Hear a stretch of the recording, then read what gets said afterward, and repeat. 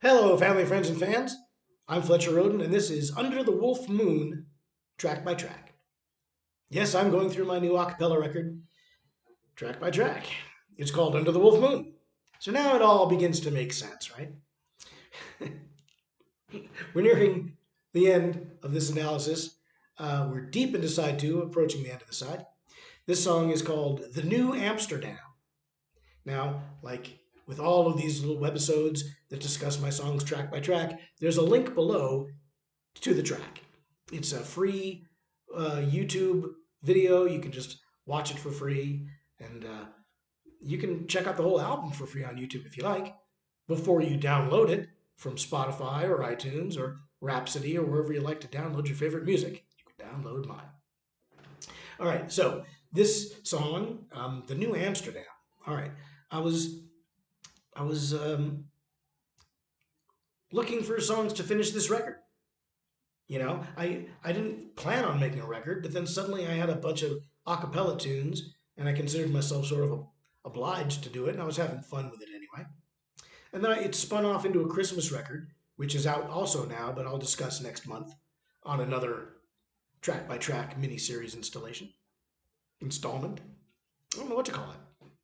Anyway, so I'm doing these albums, and I find myself with half a secular record and half a Christmas record, and then I got to write new material to finish these records. So one of these songs that happened in this second wave of production is this song, "The New Amsterdam," and when you hear it, it's a one chord song. So I was looking for things I could do with my limited vocal skills that would still be good, because I couldn't do any kind of real adventurous songwriting or arranging. I was limited. So the challenge was to get the best out of the limited territory that I had at my disposal. And so I thought, well, I'll do the one chord song.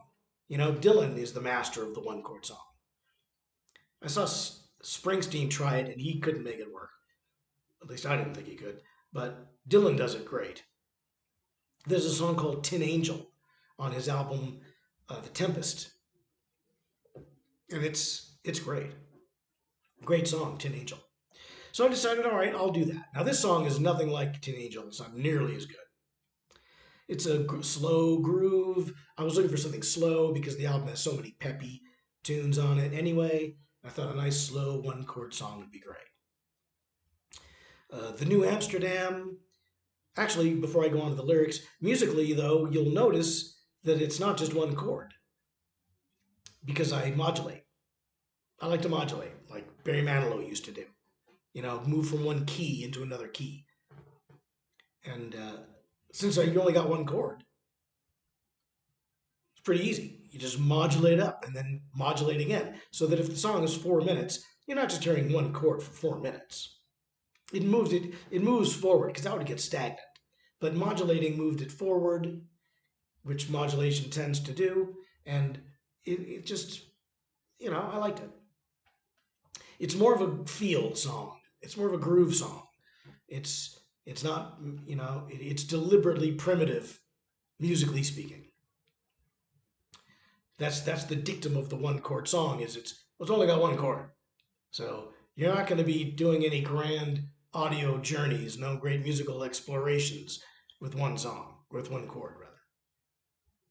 Not even three, but you can do something with it for 4 minutes and have it be cool. So that's what I tried to do. As for the lyrics, you know, the New Amsterdam.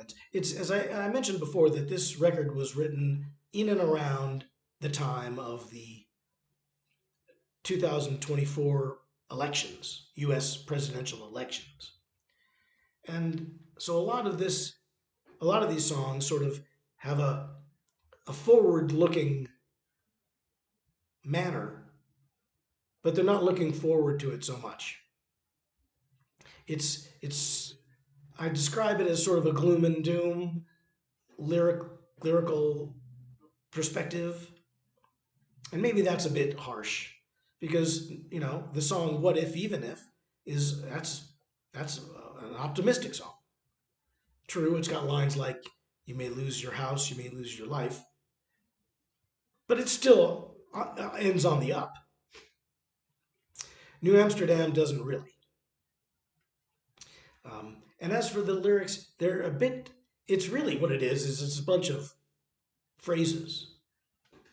You know, I did that with uh, Buy the Ticket, Take the Ride too, where it's just, the lyrics are really just a collection of slogans and cliches, really. And individually, they all mean the same thing. When you put them all together, I think they have a cumulative effect. You know, um, it all paints a picture where every stroke isn't really that important. It's the whole picture that counts. The whole is greater than the sum of its parts for this song, I would say. And you know, it's biblical.